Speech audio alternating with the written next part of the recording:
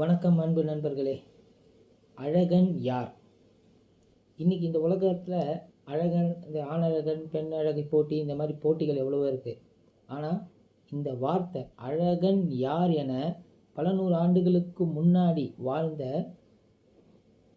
வைணவர்களின் ஒளி விளக்காக திகழ்ந்து பக்தியை பரப்பிய 12 ஆழ்வார்களில் 4 ஆழ்வார்கள் ரொம்ப முக்கியமானவங்க. அந்த முக்கியமானவர்களில் பொய்கை ஆழ்வார், பூதத்தாழ்வார், பேயாழ்வார், திருமழிசை ஆழ்வார், இந்த 4வரும் ஒரு இடத்தில் ஒன்று சேர்ந்து அழகன் யார் என அவர்களுக்குள் பேசி தசாவதாரமான 10 அவதாரங்களில் இந்த அழகன் என்று கண்களில் காணக்கூடிய முக அழகை மட்டும் பாராமல் அவர்கள் குணாதிசயங்களோடு சேர்ந்து இந்த அழகன் யார் என்ற போட்டியில் இவர்கள் 4வரும் இறங்கினார்கள்.